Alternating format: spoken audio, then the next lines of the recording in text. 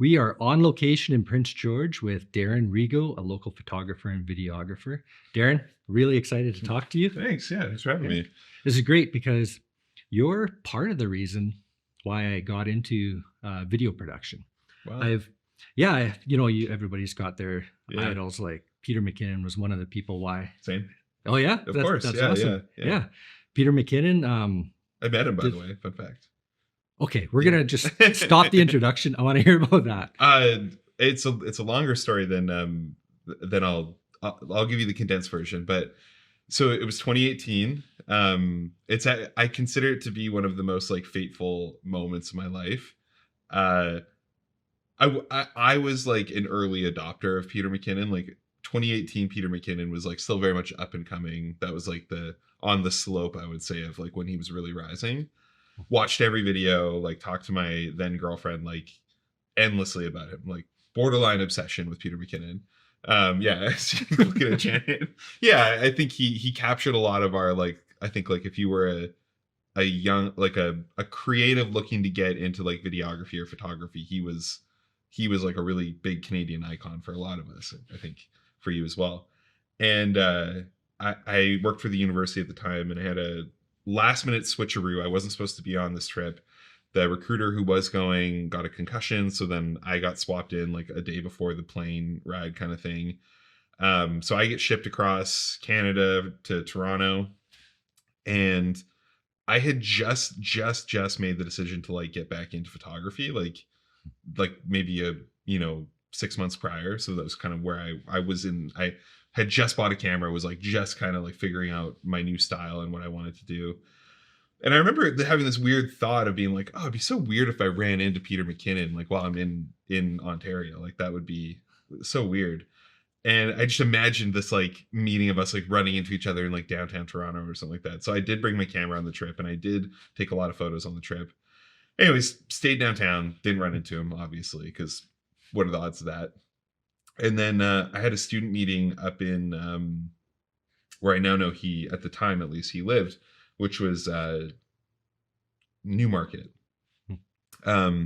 which is where him and Maddie's office is. It's on the main street of Newmarket. Anyways, they didn't own that office at the time. That was before that whole saga. Anyway, so such a long story. I'm in Newmarket. My student meeting gets moved like 10 times that morning. Like the coffee shop we tried to go to was closed. The next one we went to, I can't remember. There was like an electricity or their power was out or something.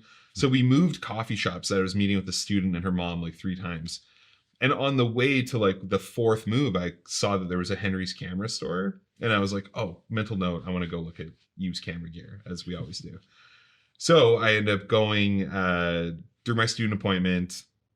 I go down to the Henry's camera store afterwards, talking to the owner, super nice dude. We have like a 30-minute chat just about like cameras and stuff like that.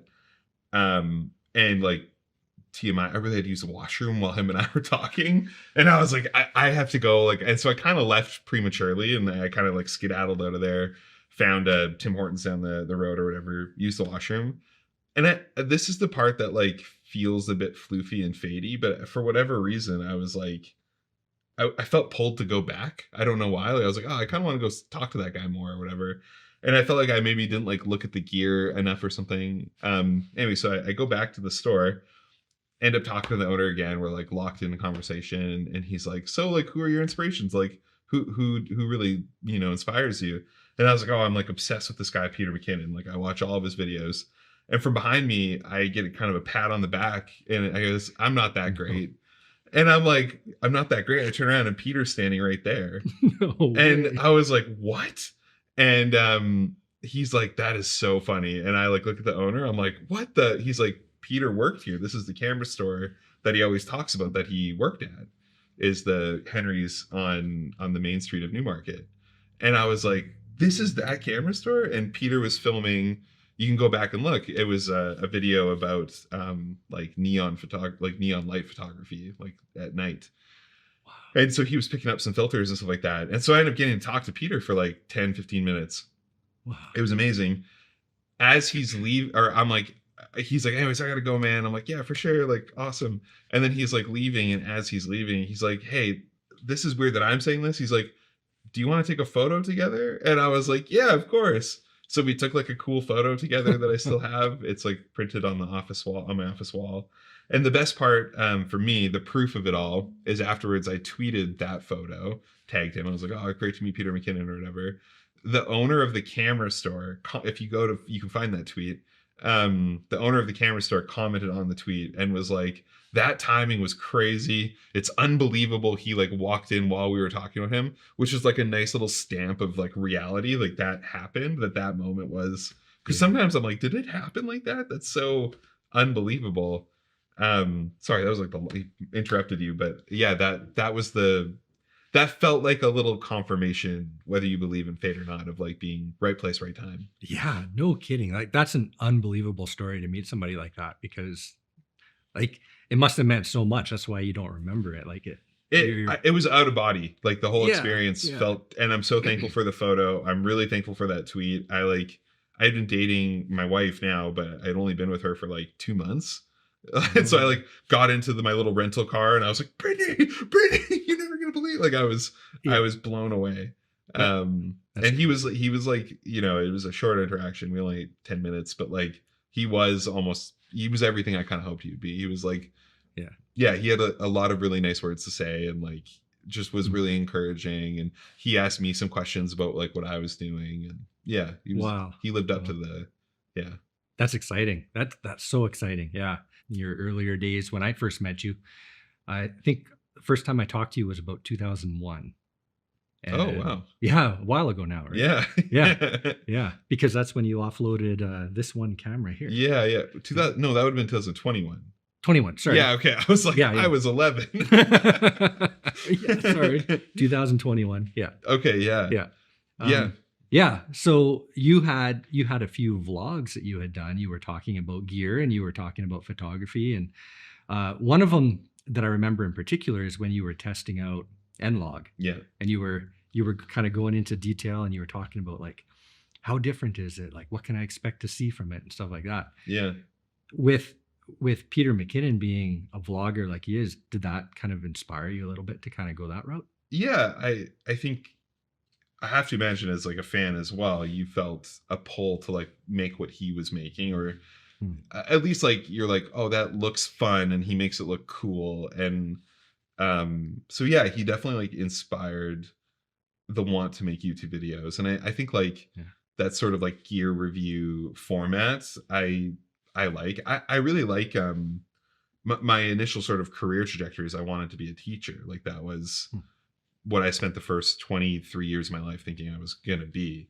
And so there are like teaching elements in like that YouTube format that I really like. And I don't know. I felt, I mean, like the videos that are still up have way more views than I ever would have expected them to get. Like, I think I'm not, the few moments I'll allow myself to have like a small ego is to say like, I think I was okay at it. Like for someone who is like still kind of figuring it out and like really inexperienced at like talking to a camera, which is like its own sort of weird feeling. Yeah. I look back on those videos and the reason I haven't like deleted them is I'm like, you know, I'm kind of proud of these. Like they're awkward and they're amateur and they like are a bit clunky, but they're a reminder of like, I tried something and it kind of worked. Yeah. Well, go back and look at Peter's videos from totally 2008, right? Yeah, 100%. I know, like, I was watching one of them probably a week ago, and he was talking about natural window light, right? Yeah. And he's in his home bedroom, basically, studio, and he's just got a window open, and that's like, he doesn't have any studio lights. He didn't have anything else. He was just using that, just the window. He would roll the blinds up and that would be his light for his YouTube video. Yeah. And look where he is now, right? Yeah, yeah. And there's a full circle to his journey that I also kind of feel like I've been on a smaller version of, which is like, I feel like there was an era of his videos where it was very like gear centric, like get more gear, he went through that phase of like getting a red Raptor Komodo, you know, like, and he had like the gear cage in his old office full of all this gear. And then you almost like watched him then like try to get rid of it all. Like he talked about feeling a bit suffocated by it. and I think on a much smaller scale, like I have like built this business which makes videos and does all this work, and acquired all this stuff. And I think maybe the last like year or two has been the exercise of like simplifying it all. Like I I definitely fell down the rabbit hole of like get more gear, get bigger cameras, like more lenses. And that was like a useful exercise to see, what worked and what didn't. But lately I'm like, I try to show up to shoots with like one camera, one lens, like really simple kits. And that's what I'm most drawn to right now. Oh man, that'd be nice. I need to learn that because I swear I pack 3 cases of stuff and a big bag of lighting and extra light stands. And yeah, Evan and I play this game of when we're going to a shoot, we try to guess what percentage of the gear in the truck we will use relative, and then afterwards we try to like evaluate. Yeah. I would say like we normally use 30% of the gear we bring, maybe, and some of it is like you need to have solutions ready for problems. Like, you might need an extra light or two, or you might need a different modifier or something like that for your lights. So some of it is like a natural, like a carpenter arrives to build a house with many tools and maybe only needs a few. Like some of it is like being ready for things. But yeah, simplicity is like a thing I've been thinking a lot about. Have you ever been in the situation where you're like, okay, we're going to get these awesome shots. We're going to have a gimbal. We're going to have the drone, and we're going to do this and we're going to do that. And we're going to do all these things. And then you find yourself just like hand holding the shot and find out it's good enough. Yeah. Yeah. Find out it's good enough, but also like, it's almost like you compromise your I find one of the great battles of this job, and I'm sure like you feel it, I know Evan and I talk about it endlessly, is like you're compromising the amount of time and energy it takes to do things against your client and their sort of patience with you, to like tear down one of these cameras and set it up on a gimbal and balance it. That can take like 10 minutes or 15 minutes. And, like you're trying to be precious about their time and the shoot time you have. Maybe the light's only good. And so often too, it's like, we'll bring all this stuff ready to, set up a set that's beautiful like this one. And then we'll get there and the client will be like, oh, sorry. Like, I know I said I had till 4, but I only have till like 2:45. And you're like, oh no.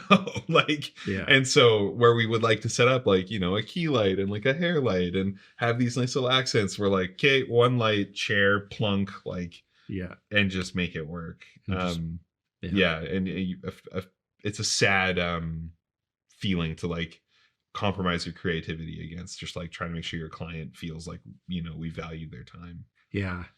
And it's just disappointing to not be able to deliver that quality that you would want. Like even the amount of time that it would take to set up a nice light with a modifier and everything, and you're rushed, so you just set up a square LED light panel instead. Yeah. And then you're disappointed by how it looks, right? Totally. Yeah. And I think the advice I give to like that I would give to myself even still, but like is to anyone kind of approaching those larger shoots is the more you can manage those expectations on the front end, like let the client know what's going to happen when you get there. That's something I've been a bit trying to be a lot better about, is like in my pre-production briefs or like treatments and scopes that I send to clients, it'll say like, hey, when we arrive, we're going to need an hour and a half. And that way they know, like, because we used to just kind of show up and they'd be like, where do you want me? And we'd be like, oh no, like, we don't need you for, a little while. And so they'd be kind of hovering and we'd be trying to make like small talk while they're, like you're trying to like plan your light and like think about depth and like where it's going while also trying to like maintain a nice conversation. Yeah. It's a lot. Yeah. So like, we're talking a lot about video, but you actually got started as a photographer, right? Is that right? That's correct. Yeah. How long have you been into photography for? Oh man. Well, depending where you started, like I come from a family of photographers. My dad always had he had this Pentax film camera, like an SLR growing up that I think like very early on taught me the value of like photos. And then in grade 12, my physics teacher, Mr. Wooten, he started like a photography club at my high school in Terrace. And there was nothing, like, it's a very small town. My grad class was like 50 kids, very small. So that kind of extracurricular was very rare. And my dad was like, you got to join that. So I got to take his really old Pentax SLR, like, film camera into this photography class. And like, we had like assignments where we would learn about like leading lines and like depth of field. And we had to like make photos that used those principles. So that, I would say, like, really planted the seed. And then throughout university, like, I had, you know, a casual relationship with photography. Like, I had like a little, I'd bring to like parties and stuff like that. Like, it was like I don't know, it was Fuji, but it was just like a little point and shoot. So that, I think, like, kind of maybe was the seed of like storytelling, like wanting to make sure we had photos of all of our fun things we were doing. And my friend Kevin started a YouTube channel in that era, like kind of early post high school. And him and Ian would be in the videos and I would film a lot of them. So that was like a good creative exercise of editing. And then the next kind of like really impressionable character in my life was Graham. He was my boss when I worked at Commodity Tourism in Terrace. I was a summer student there. And Graham was just like the coolest boss you could have. He was like such a sick dude. And he was really into photography. And where I should have been saving for university, he kind of like put the idea in my head of like getting a camera. And so my mom was not happy with that. But I bought a Nikon D3100. And that would have been 2010, maybe 2009. Yeah. Oh yeah. So that I was 19 and had like a nice DSLR, like that thing. And that I used that for years. Like, I brought that to university. That was like very much a thing that was always on me. I moved to the Yukon after I graduated. I brought it there, like took a lot of photos up there. And then, yeah, like I think kind of had this weird on again, off again relationship with it after that. And it wasn't until 2018, like sort of that pre-Peter McKinnon thing, that I there was a moment in there at some point that I really decided I wanted to get back into it. And yeah, that's the seeds of it, I guess. What are some of kind of your favorite things, I guess, about photography? Like when we're talking about composition and stuff like that. Yeah. Because I know for myself, one of the things I like doing is having foreground interest in it. Yeah. And I'll almost always do that. Yeah. I would say the same thing. I think that having like a foreground element, if it's just like an out of focus like branch or leaf or, you know, kind of crawling in, something like the journey of my like creative taste has like also changed my photography a lot. It's a funny exercise to go back in time and like look at, you know, those photos from 2019. Like there's like there is a lot of almost like forced foreground elements where I'm like, oh god, what? Like very clearly I like held a tree branch in front of the lens and was like, yeah, this is it, you know, like in a place where there very clearly wouldn't be a tree or something. Like they're kind of hard to look at. Oh yeah. Lately I really think a lot about like a balanced composition, you know, like that's one of those really floofy photography terms that you can't necessarily tell someone what you're seeing, but you can tell someone when it's like, I think even not a photographer can tell when a composition isn't balanced. They just don't know that's what they're noticing. When I look back at my old photos, especially, I'm like, I wasn't thinking about balanced composition at all.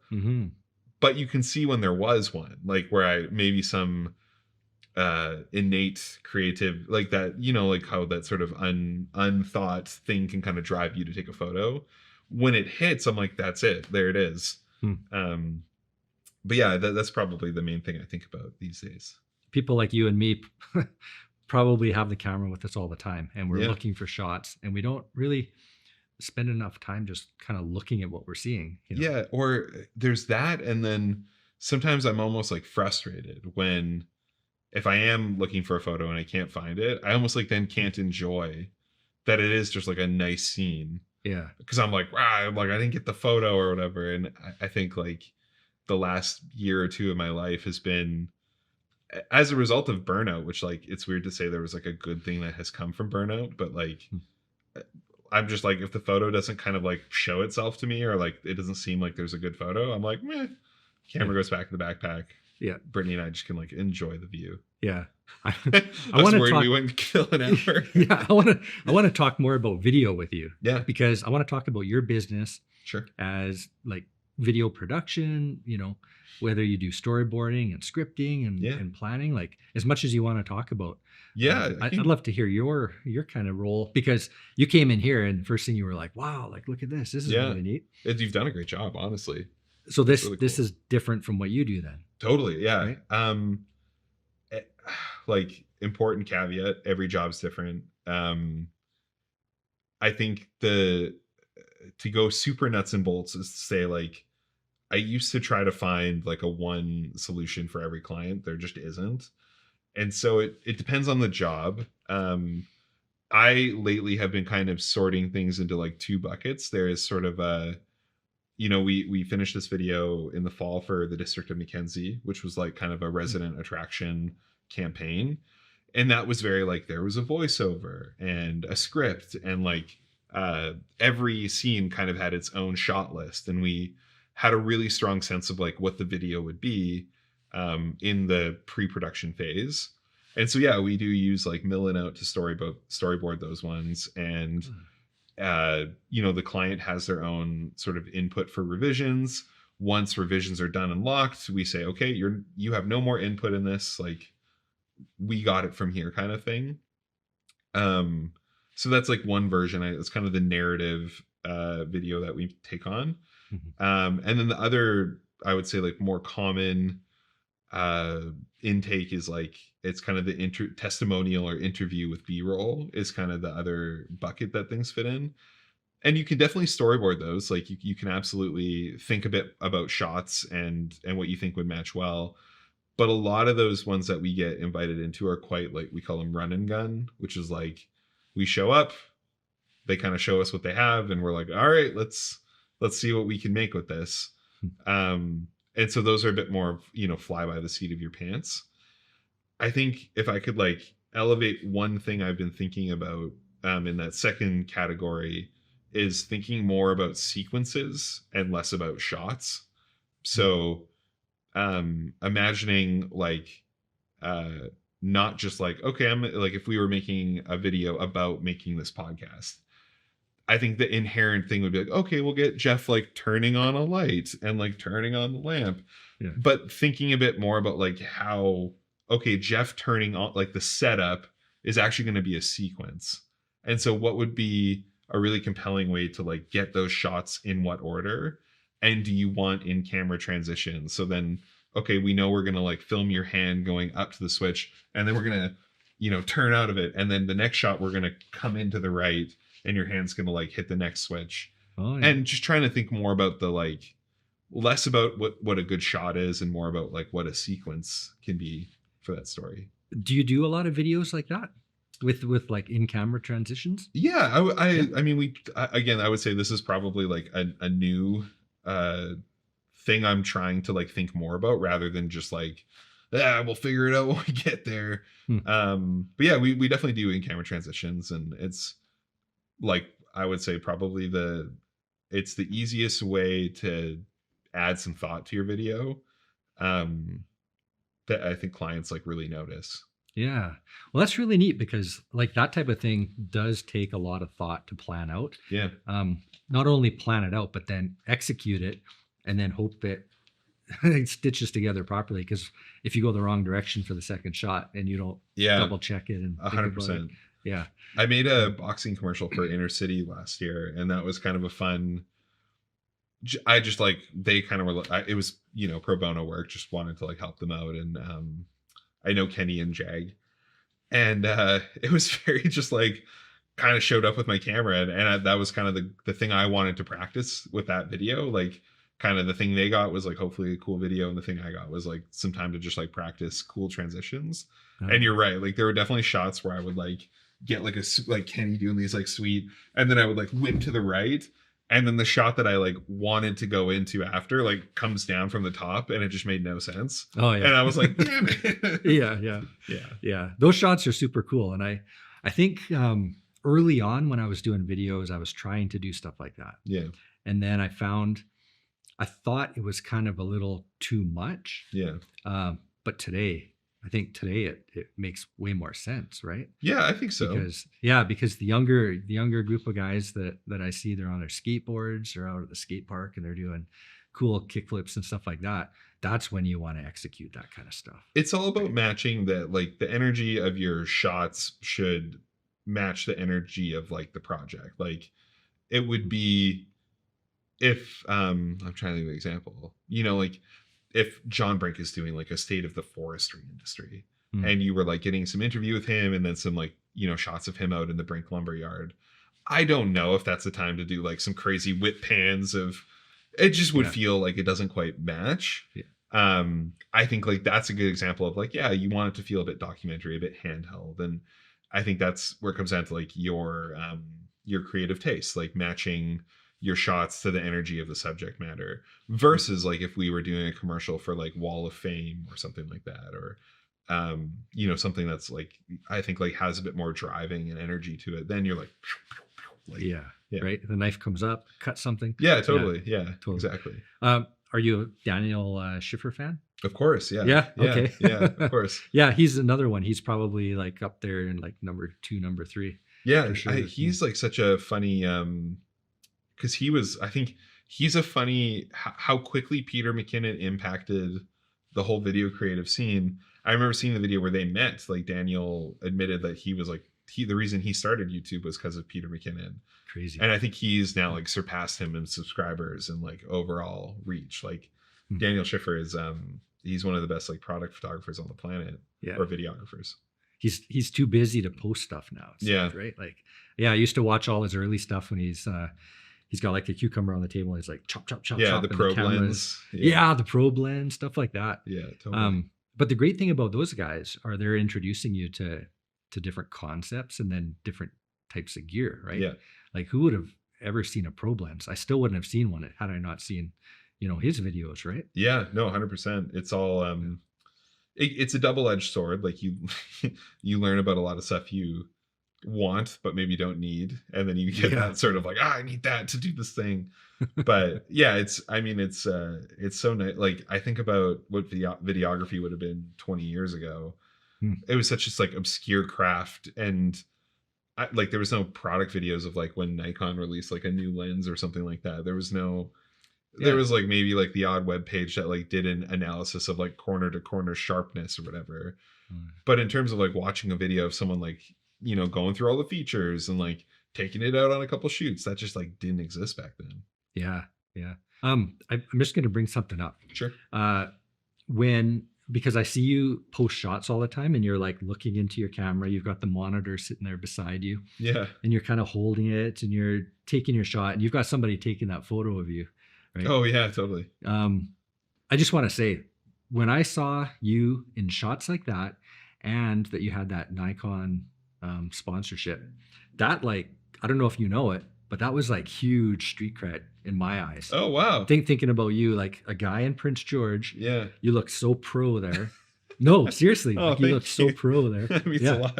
Yeah. Yeah. So just so you know that. Oh, that's really nice. It's a weird part of this journey is like you don't know who's like on Instagram. I have a few thousand followers and like you just don't know what posts are going to resonate with what or what's going to inspire what. And I lately have had like people reach out and say like they've really like been inspired by the photos or videos I've made over the years. And I never know how to respond other than just like, that's awesome. Like, I'm really glad that resonated, that like some, nincompoop for PG could like, like get a sponsorship and have like a bit of street cred. I don't even know for me, but for like people from the North is kind of how I see it. Like there aren't many people who have like gotten to do cool stuff from PG. And so it's, I'm really glad to hear that. That's really nice. Thank you. Yeah. Well, you definitely inspired me. And it was, it was one of those things, knowing that somebody local, it's not just guys in Toronto and elsewhere that are doing stuff like that. I think with that all the time. There's no reason we can't. Like, whatever. sometimes I have this like sense that it's like the only thing stopping us from doing any of that stuff is just like feeling too cool for it or whatever. Like the Or only reason, awkward. yeah, awkward Yeah. and too cool, and like people might judge us or whatever. But the truth is, like, everyone's friggin' rooting for us. Like, Yeah. there is like no one's. I've been doing, you know, some mixture of like content creation and video and photo and some version of being like a public person. Everyone's so nice and supportive. Like, Yeah. this community really is that. Like, Yeah. there's no evil messages I get of people being like, you suck. Like, everyone is just so stoked to see like cool Yeah. photos of this town, you know? Yeah. You just got to overcome that. I was at the radio station doing an interview with Carol Gass. Oh yeah, And totally. So I'm like, I need to vlog this and talk about it, right? So I went in, did that, and then I'm out in the parking lot and I'm lining up the camera with the building, and I'm standing there talking to the camera, and I'm like, they're all like in the window looking at me right Yeah. now. Like, what is this guy doing? Yeah. And that's just one of those things you got to get over, right? You just Yeah. got to get over that awkward feeling. And It's like going to the gym. You just do reps and it gets more comfortable. Like, right. even when Brittany and I made our little like wedding vlog, like that week of us kind of being in Jasper filming ourselves and like kind of having fun with it, it got so much easier by the end of it. Like just a week of sort of like training that reflex a little bit of like joking around with each other when the camera's on and like setting up a shot and talking to a camera, which is like, it is awkward. I was amazed with like how natural it felt by the end of just a week. Like, you really do just got to kind of brute force through that awkward early bit, and it just gets easier. Cool. Well, everybody who wants to do it, you've heard it from the master here. The master. Sure. Yeah, we'll say that. Hey, Darren. Well, we're beyond an hour, but awesome. Cool. Yeah, I want to thank you for Yeah, coming thanks in for having me. Yeah, I appreciate it. having a great chat. Thanks. Thank you so much. Cool.